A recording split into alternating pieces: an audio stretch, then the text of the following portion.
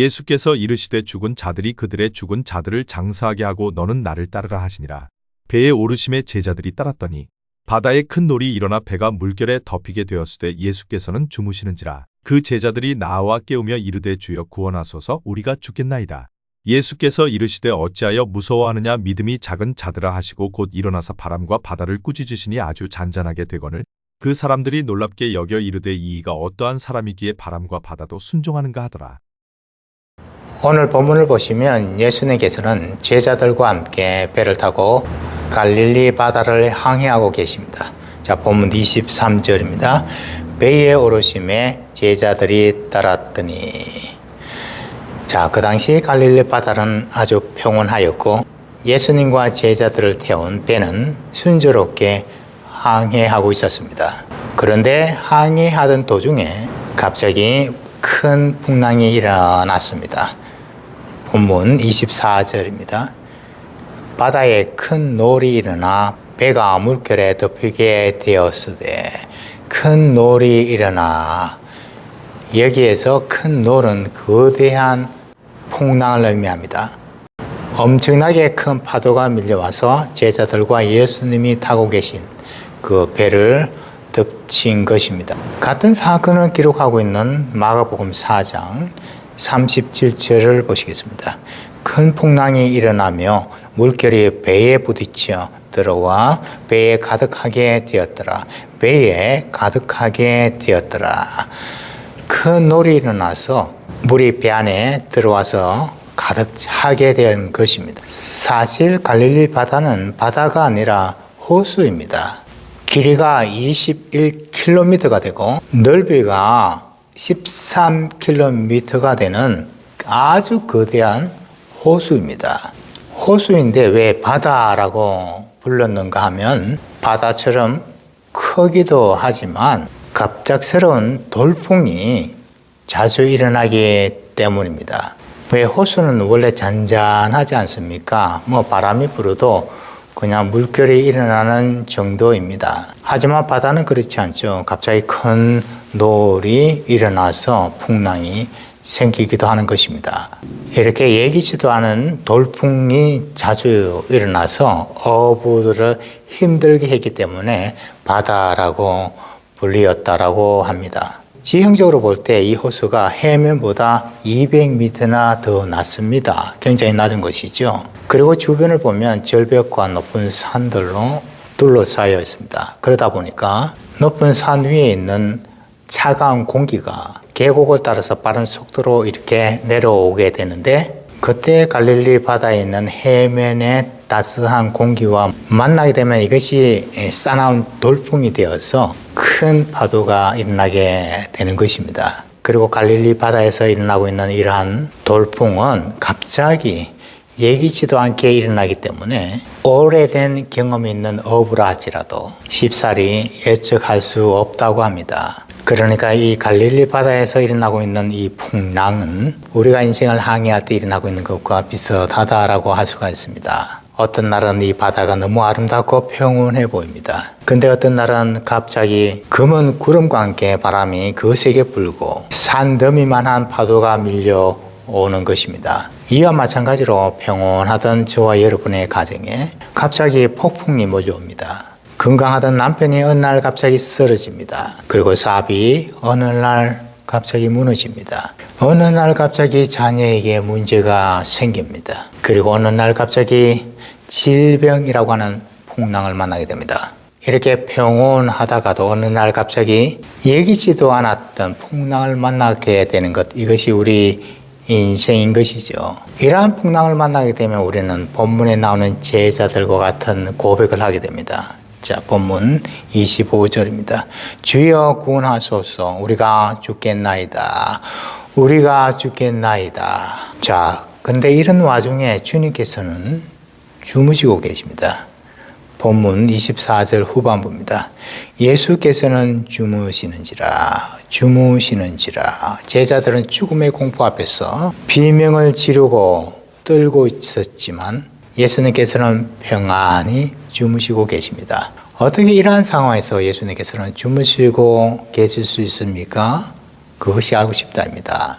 그래서 오늘 이 시간에는 저와 여러분이 본문의 내용을 살펴보면서 풍랑 속에서도 주무시고 계시는 예수님은 어떻게 그렇게 주무실 수가 있으신지 생각해보는 시간을 가지고자 합니다. 그래서 바라옵기는 저와 여러분, 우리의 인생에 큰 풍랑을 만나게 된다 할지라도 그 속에서 주님처럼 평강을 누리며 지낼 수가 있게 되시길 주님의 이름으로 축복합니다. 자, 이 풍랑 속에서도 예수님께서 주무실 수 있으신 이유는 첫째로 사명이 환경보다는 더 크고 중요하다고 하는 사실 때문입니다. 본문 22절입니다. 예수께서 이르시되 죽은 자들이 그들의 죽은 자들을 장사하게 하고 너는 나를 따르라 하시니라. 너는 나를 따르라. 본문과 같은 사건이 마가복음 4장에 기록되어 있습니다. 여기에서 예수님께서는 이렇게 말씀하십니다. 4장 35절입니다. 그날 저물 때에 제자들에게 이르시되 우리가 저편으로 건너가자 하시니 우리가 저편으로 건너가자. 자, 예수님께서 말씀하신 저편은 어디입니까? 오늘 본문 뒤에 나오는 28절입니다. 또 예수께서 건너편 가다라 지방에 가시매 귀신 들린 자 둘이 무덤 사이에서 나와 예수를 만나니 그들은 몹시 사나워 아무도 그 길로 지나갈 수 없을 지경이더라. 예수께서 가다라 지방에 가시매, 저 건너편은 가다라 지방입니다. 근데 같은 사건이 기록된 마가복음에는 다른 지역의 이름이 납니다. 마가복음 5장 1절입니다. 예수께서 바다 건너편 그라사인의 지방에 이르러, 바다 건너편 그라사인의 지방에 이르러. 마태복음은 가다라 지방이라고 기록하고 있고 마가복음은 그라사인 지방이라고 기록하고 있습니다. 가다라 지방이 맞나요? 그라사인 지방이 맞나요? 둘 다 맞습니다. 그러니까 그라사인 지방 안에 가다라 지방이 포함되어 있는 것입니다. 그러니까 그라사인 지방이 북구청, 남구청과 같은 구청이라고 한다면 가다라 지방은 동네 이름이라고 할 수가 있습니다. 그래서 마가복음에서는 구청 이름을 기록했다면 마태복음에서는 동네 이름을 기록했다라고 우리는 생각할 수 있습니다. 마가복음이 경상도 사람이라고 표현을 했다면 마태복음에서는 대구 사람이라고 기록한 것과 같은 것입니다. 그런데 예수님께서는 왜 가다라 지방에 가신 것입니까? 본문 28절 후반부 다시 보시면 귀신 들린 자 둘이 무덤 사이에서 나와 예수를 만나니 그들은 몹시 사나워 아무도 그 길로 지나갈 수 없을 지경이더라. 귀신 들린 자 둘이 무덤 사이에서 나와 예수를 만나니, 자, 예수님께서는 가다라 지방에서 귀신 들린 자를 만나 구원을 해야 할 그 목적이 있었던 것입니다. 그 목적을 이루기 위하여 배를 타고 가신 것입니다. 그러다가 갈릴리 바다에서 풍랑을 만난 것이죠.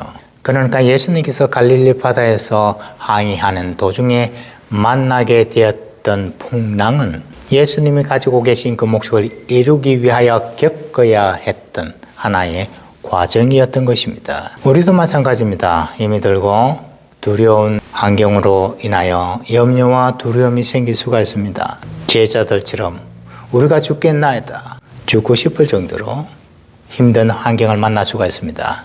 하지만 저와 여러분, 내가 만난 환경이 힘들고 두렵다고 해서 내게 주어진 사명과 내가 이루어야 할 목적을 포기해서는 안 되는 것 아닙니까? 오늘 본문을 보시면 예수님께서는 제자들에게 이렇게 책망을 하십니다. 본문 26절 전반부입니다. 예수께서 이르시되 어찌하여 무서워하느냐, 믿음이 작은 자들아 하시고, 믿음이 작은 자들아, 그러니까 여기에서 믿음은 만난 환경보다는 해야 할, 이루어야 할 목적이 훨씬 더 중요하고 크다라고 하는 그 마음 자세로 살아가는 것이다 라고 할 수 있습니다. 내가 만난 이런저런 환경보다는 내가 이루어내야 할 목적이 훨씬 더 중요하다, 훨씬 더 가치가 있다 라고 하는 마음 자세로 살아가는 것이 바로 믿음이 큰 자의 모습이라는 것입니다. 그러므로 저와 여러분, 인생을 살아가다가 어떠한 환경을 만나든지 간에 어떤 문제를 만나든지 간에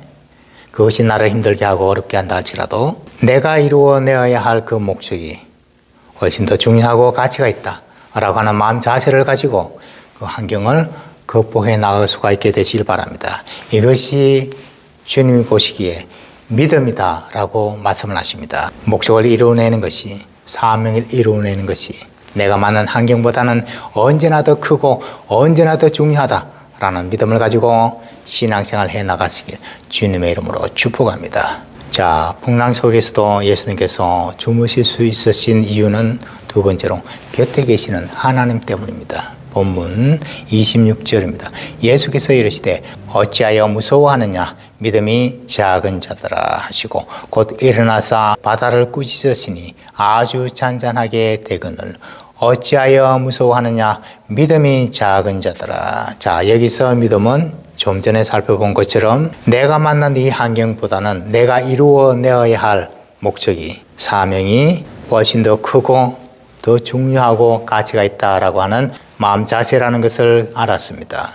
쉽게 말하면 환경보다는 사명을 더 귀하게 여기는 마음 자세가 바로 믿음입니다. 그리고 또 믿음은 지금 내가 만난 이 환경 속에서도 나 혼자 있지 않고 누가 내 곁에 계신다라고 확신하고 있는 마음 자세를 의미합니다. 예수님께서는 하나님 아버지께서 늘 자신과 함께 계심을 믿었습니다. 확신했습니다. 그래서 풍랑 속에서도 예수님께서는 주무실 수가 있었고 평강을 가질 수가 있었던 것입니다. 예수님께서 주무실 수 있었던 것은 풍랑이 일어났고 풍랑이 일어나지 않았다라고 하는 것이 있는 것이 아니라 예수님 곁에 하나님이 계신다라고 하는 확신하는 마음 자세에 있었던 것입니다. 잘 알고 계시는 이런 예화가 있습니다. 깊은 한밤중에 한 배가 항해하고 있었습니다.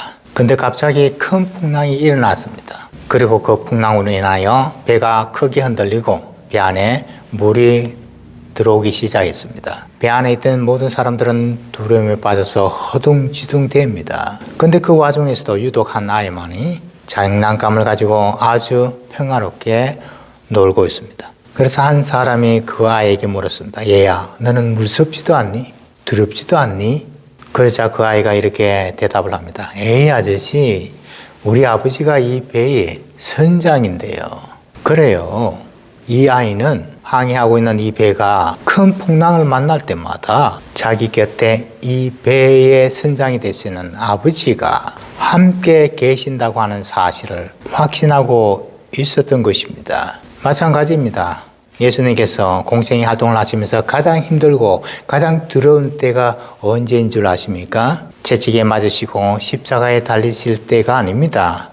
붙잡히시기 직전이라 할 수 있습니다. 붙잡히시고 채찍에 맞고 십자가에 달리시면 육신은 고통스럽고 괴로울 수 있겠지만 마음은 오히려 편안할 수가 있습니다. 왜? 매를 맞기보다는 매를 맞기 전이 훨씬 더 두렵고 힘들다라고 하는 말이 있지 않습니까? 그래서 차라리 매를 맞는 것이 낫다, 미리 매를 맞는 것이 낫다라고 하는 말이 있습니다. 예수님께서 붙잡히시기 전에 그래서 가장 큰 두려움이 은섭에 왔을 때 이렇게 말씀을 하십니다. 요한복음 16장 33절입니다. 이것을 너희에게 이르는 것은 너희로 내 안에서 평안을 누리게 하려 함이라. 세상에서는 너희가 환난을 당하나 담대하라. 내가 세상을 이기었노라. 너희로 내 안에서 평안을 누리게 하려 함이라. 자, 제자들은 이제 곧 모두 도망을 가고 예수님 혼자 남아 붙잡히시기 직전에도 평안을 누리고 계신 예수님이십니다. 어떻게 이러한 상황 속에서도 평안을 누릴 수가 있으신 것입니까? 그 앞에 나오는 32절입니다. 보라, 너희가 다 각각 제 곳으로 흩어지고 나를 혼자 둘 때가 오나니 벌써 왔도다. 그러나 내가 혼자 있는 것이 아니라 아버지께서 나와 함께 계시느니라. 나를 혼자 둘 때가 오나니 벌써 왔도다. 지금 제자들은 예수님을 잡으러 온 무리들 때문에 생명의 위협을 느껴서 예수님을 버리고 도망가기 직전이었습니다. 자, 그런데도 이 상황을 미리 아시는 예수님께서는 평안을 누리고 계십니다.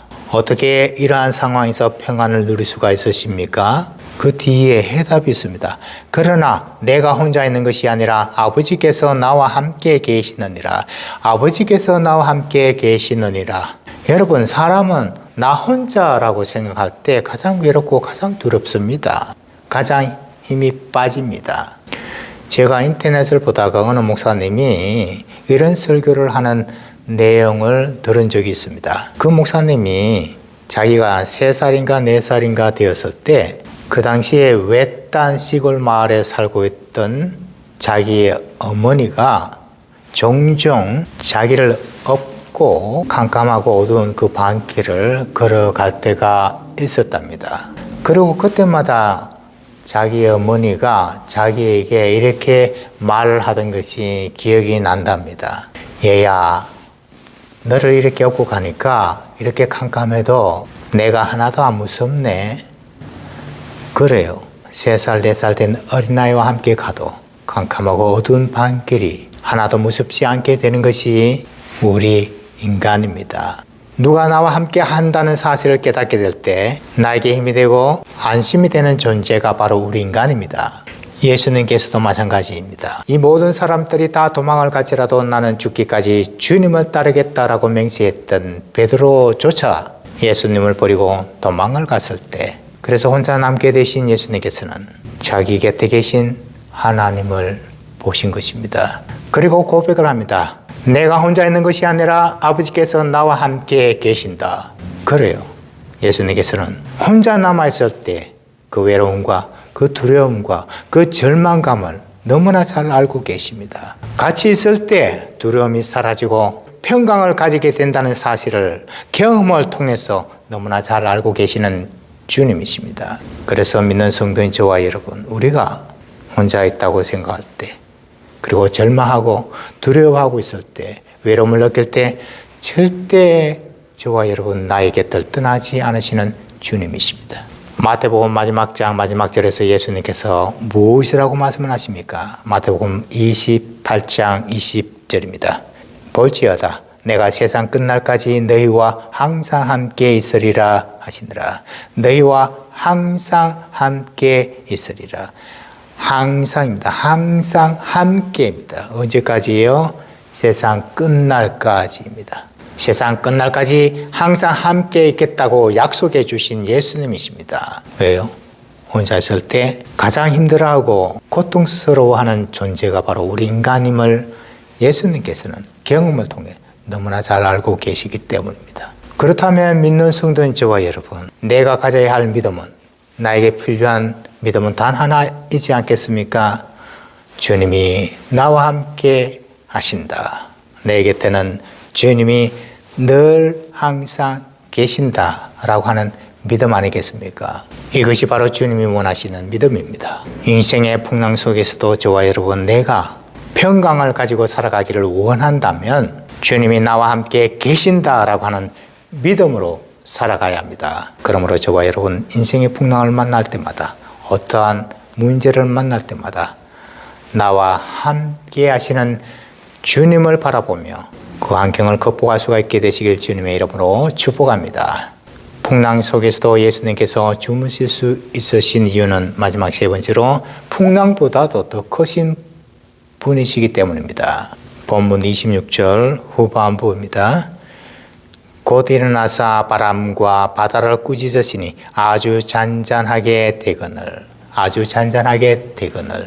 자, 명령을 내리시는 존재가 더 큽니까? 아니면 그 명령에 순종하는 존재가 더 큽니까? 당연히 명령을 내리는 존재가 더 크고 더 높은 위치에 있습니다. 저와 여러분, 항해하고 있는 내 인생의 배 주변에 큰 놀이 일어나고, 그래서 내 인생의 배 안에 큰 물이 가득 차게 된다 할지라도 예수님은 나와 함께 계십니다. 그리고 내가 몸부림치고 간절하게 기도를 해도 아무런 응답이 없다 할지라도 예수님께서는 내 인생의 배 밖에 있는 것이 아니라 나와 함께 인생의 배를 타고 계십니다. 그리고 그 주님께서 일어나 나를 힘들게 했던 바다를 향하여 잠잠하라 라고 말씀만 하시면 나를 힘들게 했던 모든 문제와 모든 환경이 끝이 납니다. 주님이 일어나 잠잠하게 하실 때까지 저와 여러분이 해야 할 것은 주님이 주시는 평강을 지니고 살아야 한다는 것입니다. 그리고 이 평강은 내 혼자 힘으로는 가질 수가 없습니다. 왜냐하면 이 세상에 없는 평강이기 때문에 그렇습니다. 주님이 주셔야만 가질 수 있는, 누릴 수 있는 평강입니다. 자, 요한복음 14장 27절입니다. 평안을 너희에게 끼치노니 곧 나의 평안을 너희에게 주노라. 내가 너희에게 주는 것은 세상이 주는 것과 같지 아니하니라. 나의 평안을 너희에게 주노라. 이 말씀을 뒤집어 보면 우리에게는 주님의 평안이 없다는 것입니다. 주님이 주셔야만 그 평안을 가질 수 있고 누릴 수 있다는 의미가 됩니다. 그리고 주님이 주시는 이 평안은 이 세상에서 일어나고 있는 그 어떤 풍랑도, 그 어떤 문제도 깨뜨릴 수가 없는 평안입니다. 왜요? 예수님께서는 이 세상을 이기신 분이시기 때문에 그렇습니다. 예수님께서는 이 세상의 그 어떤 풍랑보다도 더 크신 분이시기 때문에 그렇습니다. 자, 요한복음 16장 33절 다시 한번 보시겠습니다. 너희로 내 안에서 평안을 누리게 하려 함이라. 세상에서는 너희가 환난을 당하나 담대하라. 내가 세상을 이기었노라. 내가 세상을 이기었노라. 세상을 이기신 예수님이신데 누가 이 세상에서 풍랑으로 예수님의 평안을 깨뜨릴 수가 있겠습니까? 근데 주님이 주시는 이 평안은 세상이 주는 평안과 같지 않습니다. 세상이 주는 평안은 어떻습니까? 내 가정이 화목하고 내 사업이 잘 되고 내 직장에서 승진할 때 누리게 되는 평안입니다. 내 인생에 햇살이 비치고 내 인생의 항해가 순조롭게 되어질 때, 잘 나갈 때 누리게 되는 평안입니다. 돈이 있고 건강할 때 누리게 되는 평안입니다. 이것이 바로 세상이 주는 평안이죠. 그리고 이 평안은 믿지 않는 사람도 얼마든지 누리며 살아가는 평안입니다. 하지만 주님이 주시는 평안은 이러한 평안도 있을 수 있습니다만 인생의 폭풍이 몰아치고 내 인생의 배 안에 두려움이라고 하는 물이 가득 차 들어오게 된다 할지라도 누릴 수 있는 평안입니다. 바울과 실라처럼 인생의 깊은 밤중의 감옥 속에서도 노래할 수 있고 찬양할 수 있는, 감사할 수 있는 평안입니다. 이 세상의 그 어떤 환경도 풍랑도 빼앗아갈 수 없는 평강을 주님께서는 주실 것을 약속해 주셨던 것입니다. 근데 이러한 평안의 축복을 누가 누리며 살아갈 수 있습니까? 그 앞에 나오죠. 너희로 내 안에서 평안을 누리게 하려 함이라. 내 안에서. 자, 이 말씀을 반대로 뒤집어 생각하면 주님 밖에서는 이러한 평안을 누리며 살아갈 수가 없다라는 의미가 됩니다. 그러므로 저와 여러분, 우리가 인생을 살아가는 동안에 주님이 주시는 평안을 누리며 살아가기 위해서는 우리가 주님 안에 반드시 거하여야 합니다. 자, 그래요.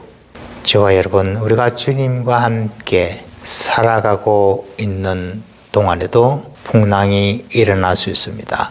그래서 큰 노을이 일어나고 내 인생의 배 안에 물이 가득 차 들어올 수도 있습니다. 하지만 그런 중에서도 주님께서는 이 풍랑을 만나 안절부절하며 두려움 속에서 살아가기를 원하지 않으십니다. 주님은 인생의 한밤중에서도 평안을 누리며 살아가기를 원하십니다. 왜 주님과 동행하며 살아가는 저와 여러분의 인생에 풍랑이 일어나고 큰 노을이 생기는 것입니까? 그 이유에 대해서 분명하게 우리는 알 수 없습니다. 제약된 삶 때문일 수도 있고 나를 더 성숙시키기 위한 훈련일 수도 있습니다.